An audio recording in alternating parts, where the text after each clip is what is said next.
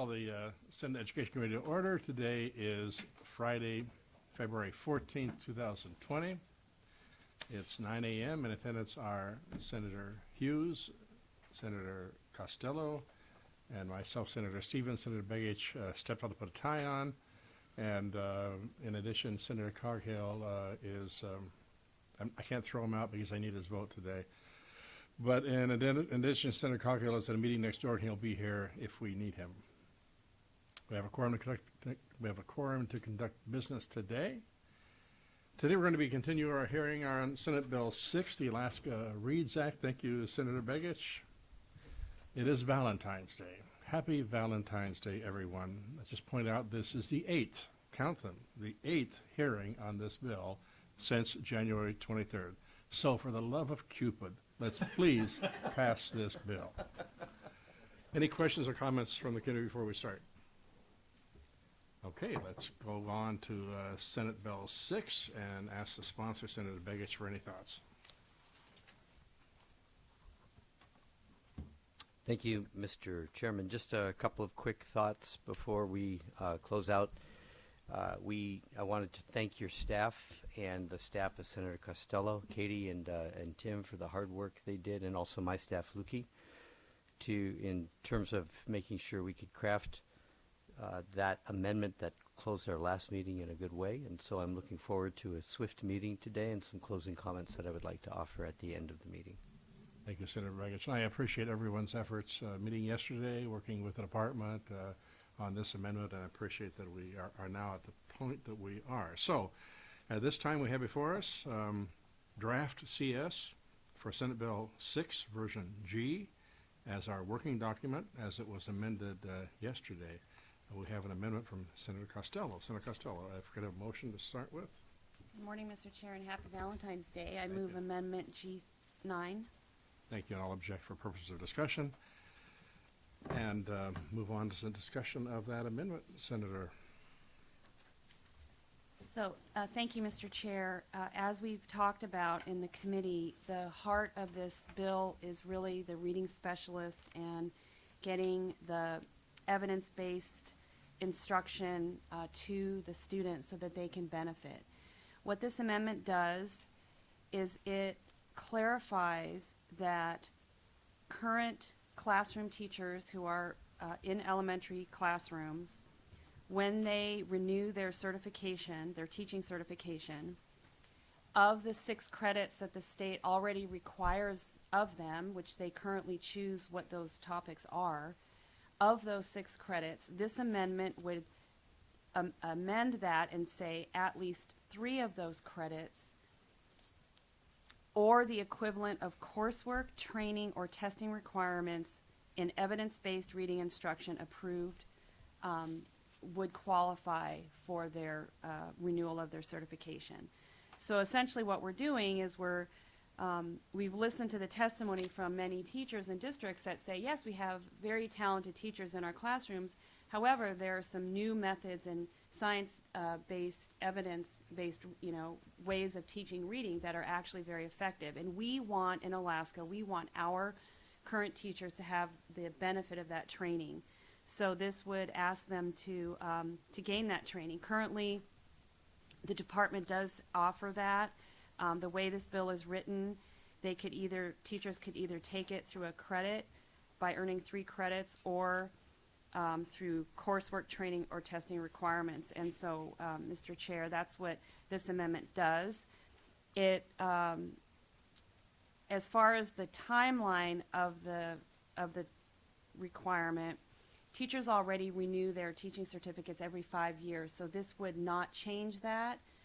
As their renewal comes up, this would be the requirement, and so teachers would have that opportunity to gain that training. So with that, Mr. Chair, I want to thank you for your involvement in this amendment and everyone on the committee and the department, and hope that we can support it today.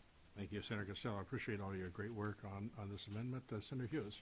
Yes, thank you, Mr. Chair, and happy Valentine's. And I'll just say, I think of all the little school children that are out there across our state celebrating Valentine's, and this is all about making sure that they are served and have every chance possible to learn to read.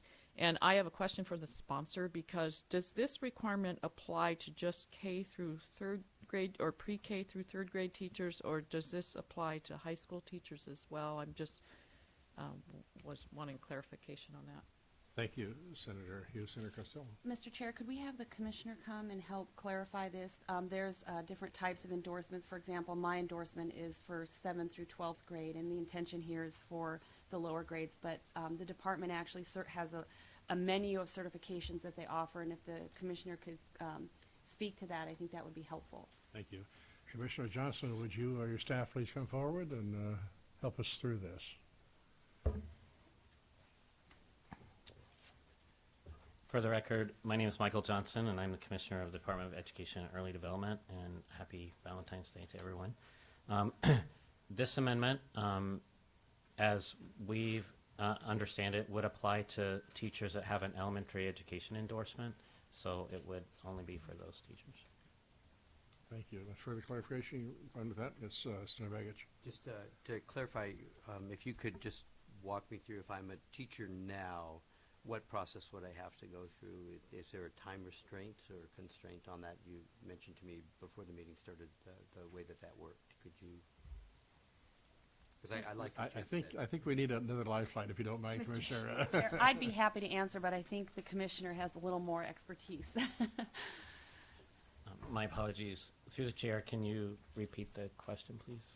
Through the Chairman, Commissioner Johnson, I wanted to confirm that what this does is it doesn't put an unnatural time constraint on teachers, but that as they go through their normal process of reaccrediting, or recertifying, which they have to do, that this would just roll into that normal process. I wanted to be sure that that was clear on the record. Yep. Through the chair, Senator Begich, that's correct.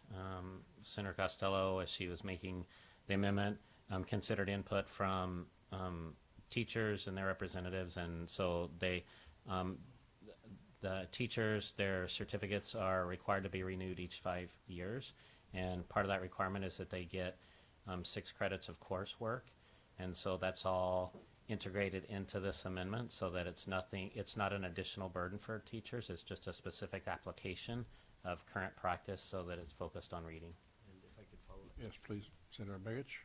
And Commissioner, it provides the flexibility that both you and your department felt that you needed, as well as the flexibility that teachers would have identified. Does that seem right? Through the chair, Senator Begich, that's true, and in some ways it provides more flexibilities for teachers that are renewing their certificate, because now there will be training that the department provides that they can use as part of those credits that otherwise they would have had to go to a university or something like that for. And as I've said on the record before, we have many partners in the state, the School Boards Association, the Alaska Staff Development Network. There's lots of opportunities to work with them on department-approved trainings for this amendment. Thank you. Senator Hughes. Yes, and because of the 5-year time frame, so a recently certified teacher, it would be 2025 before they would have to meet this.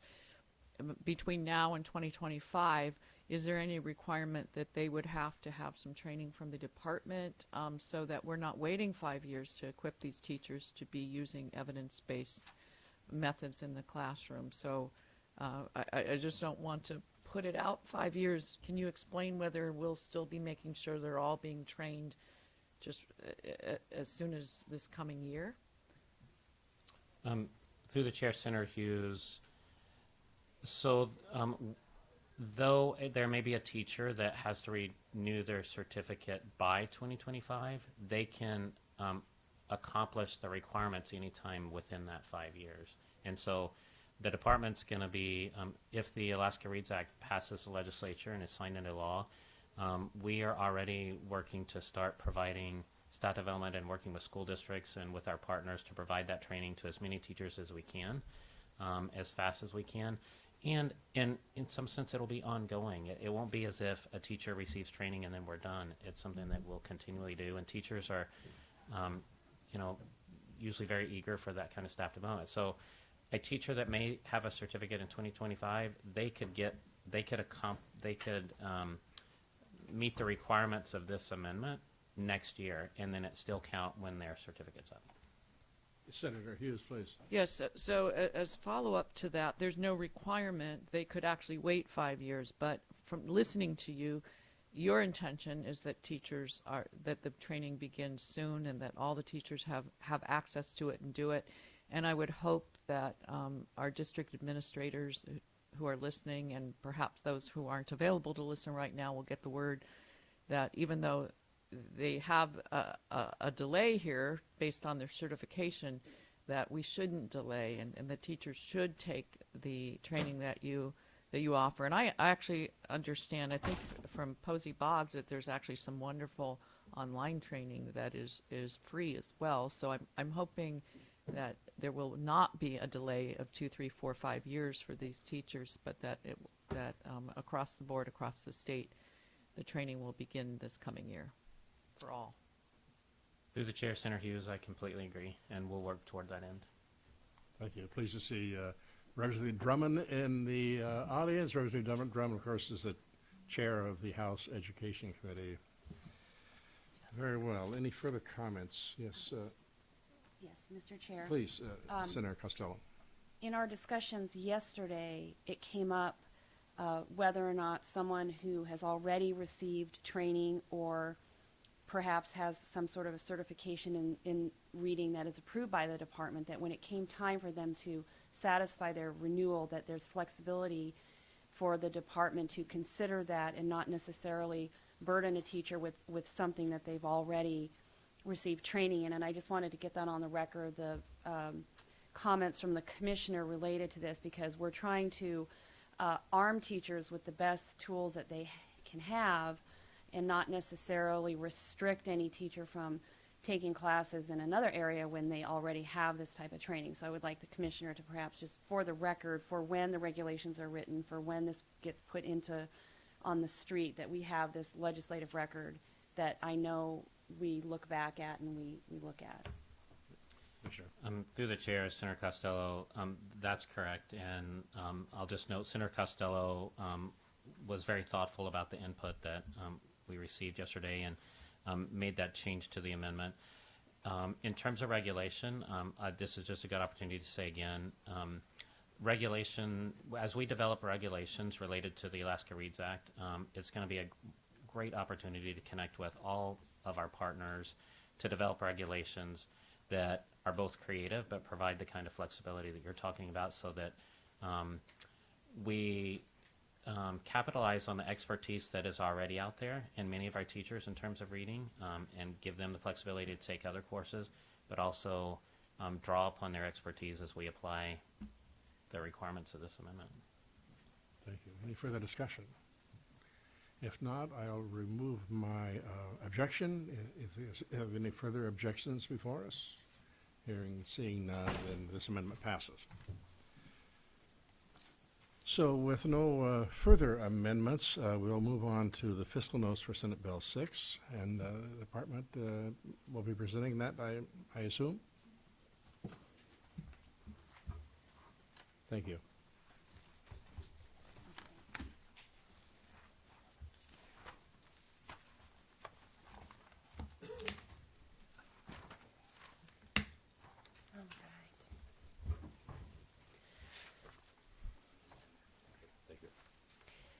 Good morning. For the record, Erin Hardin, Legislative Liaison with the Alaska Department of Education and Early Development.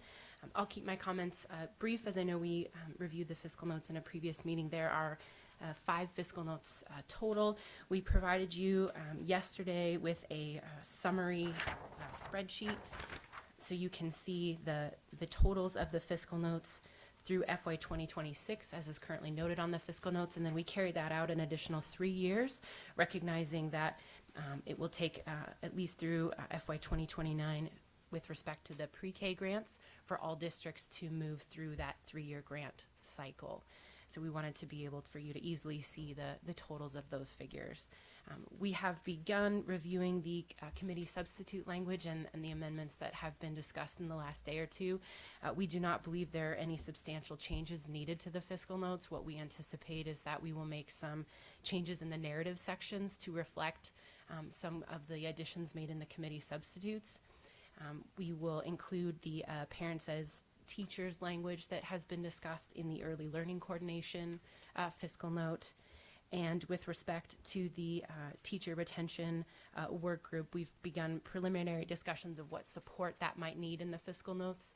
And so to allow that group to potentially meet 1 to 2 times, we're thinking a very modest amount of looking at $1,000 per person per travel, something like $20,000 to be added to the fiscal note to support that amendment that was discussed. Again, we haven't made that as a final deliberation, but we'll be looking at that CS more closely here as it moves. So that's a $20,000 addition on an annual basis, right? Correct. Well, actually, hang on. Let me hang on a moment.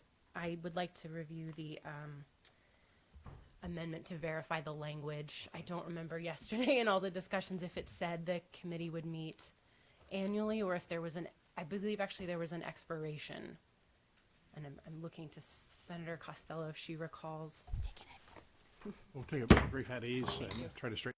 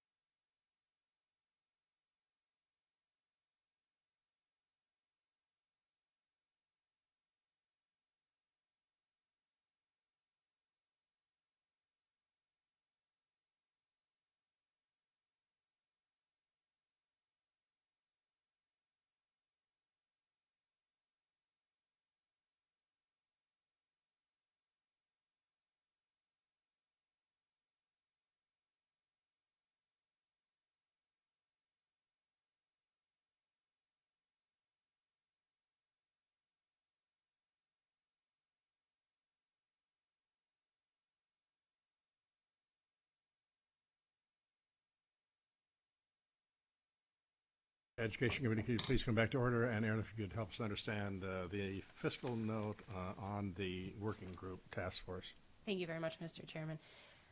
So again, the teacher retention work group would be added to the student and school achievement fiscal note. The department anticipates adding no more than $20,000. That would be a one-time cost to support the work of that group as described in the amendment. We also recognize that the amendment notes that the committee that work group, could meet via electronic or teleconference means. So we imagine no more than a $20,000 cost being added to the fiscal notes as a one-time fee. Thank you for clarifying that. Question, Senator Hughes. I have another question, Mr. Chair. Thank you. Does this fiscal note incorporate once a grant expires for pre-K and this child is then counted as a 0.5 in the ADM? So the increase in that the formula spending, does this incorporate that as well, or is that in addition? Through the chair, Senator Hughes, yes, it does. Let me pull up. Mr. Chairman? Senator Begich. For a point of clarification, you'll see it on the third line, number 3 and 5, Public Education Fund. You'll note that it begins to increase starting in FY024, and that represents the as you roll them in, as you roll into the Public Education Fund, it replaces the grant funds. The grants expire eventually, and then you'll note that the Public Education Fund has, by 2029, increased by about 17 million in this fiscal note. So it Okay, represents- and as follow-up, so that 17 million is what the expected increase when we're opening voluntary pre-K for 80% of our 4-year-olds. Basically, is going to be an ongoing cost roughly of 17 million. Yes, if I could respond, Mr. Yes, Senator Begich. Thank you, Mr. Chairman. Yes, Senator Hughes, that would be the cost would be about that, which would represent just about, I think, 0.01% of the current education budget, or 0.2%, 0.02% of the current education budget. Okay, thank you. Thank you. And Aaron, any comments on those thoughts? You in agreement with what's been said? Yes, Okay, thank you. thank you. Senator Begich.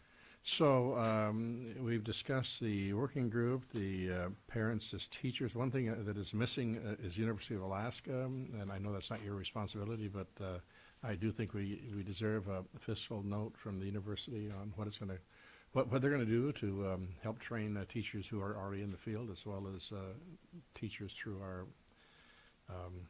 our system as they work towards getting certificated. So we'll hope that shortly we'll have those comments from the university. Anything further? Yes, Senator Begich. I just have a question for the commissioner. I want to just, so it's a weird technicality, Commissioner, if I may, Mr. Chairman. Yes, please, Senator Begich. Assuming the Alaska Reads Act passes, Commissioner, of course, there's a time period that elapsed before the effective date. The effective date would be July 1st. If there's the odd possibility there may be 2 or 3 of your teachers that would have a credential expiring on the 1st, would you be, is it your plan to either notify teachers in advance should the act pass, because there'd be that 90 days before the effective date, or the effective date of July 1? Would it be to notify teachers in case there's somebody on the cusp so that they would know that they have to get that credential, or would there be an accommodation made for somebody whose credential might be expiring? I'm thinking about your comments earlier, Senator Hughes, so that we don't lose, a teacher inadvertently. We want to be sure we don't lose a teacher because we created an impossible time constraint. And I think you can work within this because it's regulation is what we assign this to. But I just wanted to hear that on the record to assure those teachers. Thank you, Senator Begich. Mr. Commissioner. Through the chair, Senator Begich, that's right. So we'll have our certification office even begin to look at, who may be up and who this would impact. But outside this amendment, as commissioner, I have some authority to work with individual applicants for a renewal on their certificate, more so than I do initial applicants. So initial applicants, I don't have the authority to necessarily waive or modify anything, but for teachers that are renewing, I do have some additional authority that I can apply in this situation to honor the legislature's intent that we make sure teachers are getting training and skills in reading, but also accommodate those teachers that may be on that cusp of July 1st. Thank you, Mr. Chair. Thank you, Commissioner. Thank you, Senator. Any further comments on the fiscal notes in front of us? Fiscal notes? Okay, then we'll move on to the wrap-up of Senate Bill 6. Public testimony has been provided and closed on this bill. Any further comments from any members of the committee? Senator Hughes. I have a question, and because we are the policy committee and the next committee of referral is the finance committee, I understand there could be a little bit of a policy tweak, and I don't know if it's been decided definitely, but I just wanted to put it on the table and give the bill sponsor a chance to let us know if it's forthcoming. But I've heard discussion that for the pre-K grant program, the first round is for in the bill, I believe, is for the lower 10%. And I hear there's discussion that it might move to the lower 25%. So I would just like, as the policy committee, if we could maybe be updated on that possibility. Certainly, Senator Begich. And actually, not quite that. I think what the request is that the number of schools available for the up to 10 schools that would be intervened with right now is limited in the bill. That's not the pre-K at all. The pre-K will stay at 10%, as far as I know, unless they change it. And it would not be my intention to change that 10% number for the pre-K schools.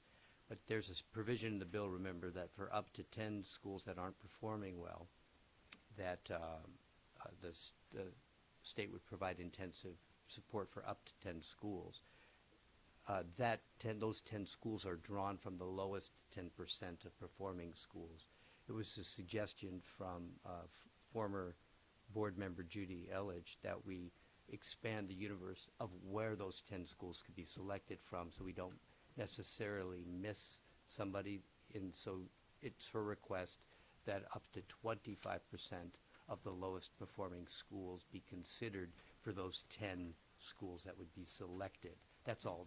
That it's just basically creating a broader universe from which those schools could be selected from, and because it was her belief that we might not have enough reach otherwise. And so I thought that made sense. It's not really a policy call. It's more like it's the same policy applying to 10 schools, so up to 10 schools, some intensive supervision that's funded with federal receipts. And it seemed reasonable to me. So it's just something that we had said no more amendments, and so it seems like we could fix that, as it were, in the next committee referral. Okay, thank That's you all for it that explanation. It makes sense and seems like it's a good change. Thank you. Well, thank you. We'll see what happens in the next committee referral. I think it's legitimate that that is a fiscal issue that will have to be decided at the next committee. So, any further comments at this time? Yes, Senator Hughes. And this is a big, important bill and one that is very important to me. And yesterday in the amendment discussion, the homeschool was mentioned, and I don't know if we would like the commissioner to come up, but my understanding is that the things that we were applying to districts, and that I just want to understand how this impacts homeschool. I think I have a large homeschool population in my district, and I think to get on the record how this impacts homeschoolers, my contact with homeschooling families is that the parents want the child to be proficient in reading, and that they wouldn't move them. Parents don't tend to socially promote for the homeschooling families that I know, but I just want to understand how this bill impacts our homeschooling population across the state of Alaska. Certainly, Senator, that's fair. And Commissioner, if you'd come up and bring us up to speed on the homeschool issue. We've talked about that to some extent, but it's good to have it very clear, the impact this bill will have on homeschool students. Through the chair, Senator Hughes. So the bill will, a student is a student, and so the bill will apply to the to homeschool students. Having said that, so the goal of the bill is that students learn to read proficiently by the end of third grade, and that's a goal no less for homeschool students as it is for students in our brick and mortar schools. However, the bill provides the kind of flexibility that I think homeschool families will want in the application of the principles. So one would be like the screener. There's a statute that applies to all students that families can opt out of statewide assessment. And so those homeschool families would be able to opt out of that screener if they want to. But as you said, our homeschool families provide great instruction to their students and are often keeping pace and sometimes a couple steps ahead of us when it comes to these kind of policies and focusing on different kinds of policies that will improve student outcomes. So I think the bill will work fine with homeschool families. And then through the regulation process, we will make sure to invite homeschool families and educators that work with homeschool families to make sure that the regulations are appropriate for applying the bill to those families too. Thank you, Commissioner. Senator. And as far as what I'm looking forward to seeing is the great professional development and training on science-based, evidence-based methods. Would homeschool parents have access, or would you provide, as I said, mentioned earlier, I think as Posey Boggs says, there's some great online training. Are you going to be promoting that among the homeschool programs across the state and to homeschool parents as well, so that they can be as equipped just like we want our public school teachers to be equipped? Through the chair, Senator Hughes, it has been our intention, the department's intention since we began working on this bill, that yes, indeed, we would provide those opportunities to homeschool families. But I would even take that broader. We want the Alaska Reads Act to turn into a movement in our state focused on reading and provide those opportunities to not only parents that are homeschooling and educators, but also administrators, principals, superintendents, school board members, community leaders. I hope that if the Alaska Reads Act passes the legislature and is signed into law, to engage the business community and to invite them into a focus on students becoming proficient in reading. Senator Begich. Thank you, Mr. Chairman. And would, under the bill, I've seen some letters that have been sent out by some homeschool operating organizations that have indicated that this bill will mandate the retention of homeschool students. Does this bill, as it's written now, do that? Through the chair, Senator Begich, no. Okay, thank you for saying that on the record. Thank you very much, Commissioner. So I believe we have about ended the wrap-up. If any further comments, Senator Begich, your bill, any further thoughts you have before we move on to the final action on this bill? Yes, I have some closing comments, if that's okay, Please. Mr. Chairman. First, I wanted to again thank you and your staff and my staff and the commissioner and his staff, Aaron, for the work that they've done on the bill. So far to date, I think I've now spoken to personally or met with probably 30 different superintendents at this point. Might have been more. I don't know always sometimes who's in the audience. At least 50 to 60 school board members, 30 principals, an uncountable number of teachers. I've met with the homeschool community here in Juneau, and I've sent letters personally to a number of homeschool parents. I've spoken to a number of my colleagues both in the House and the Senate, oftentimes battling down presuppositions about the legislation, often because people find it incredible that people of different political persuasion could agree on this bill. I've been pleased to hear folks from as vast a difference as the Policy Forum to the NEA, talking about the need for policy and putting politics aside. And I wanted to echo some comments made by Senator Hughes yesterday. We are the policy committee. It really doesn't. In the end, we do have to make those decisions. She was absolutely right yesterday when she said that. And nothing could have been more exhausting or pleased me more than going through the very thorough 8 hearings you've had for this bill. This policy committee has done its job. It really has truly taken a good idea that was translated into a relatively skimpy, in a sense, bill that wasn't well completed in it, but it was the beginning of a process, and it has now become a much, much better bill. And I think there's testament all around for the hard work of people involved in that.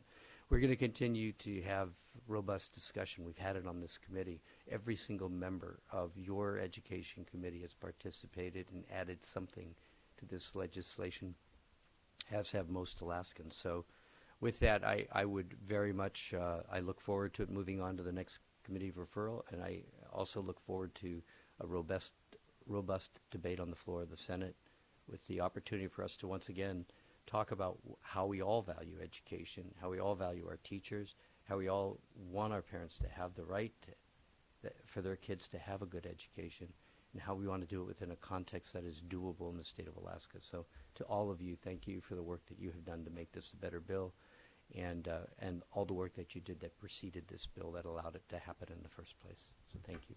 Thank you, Senator Begich. Before we move on to the final action on the bill, I want to take a brief at ease.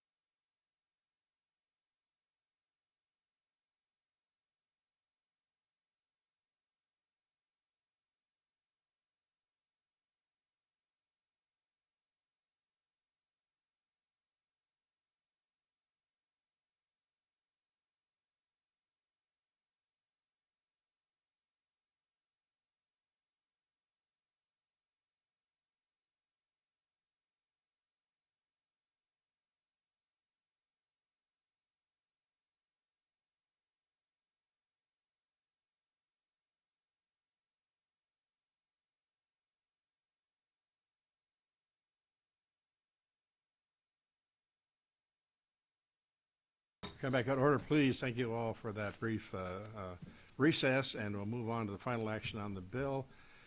I will remove my objection to the bill and ask Senator Hughes for a motion. Yes, thank you, Mr. Chair. I move SB 6 version G as amended from committee with individual recommendations and with attached and forthcoming fiscal notes. Thank you, and we'll take an ad ease to sign the document.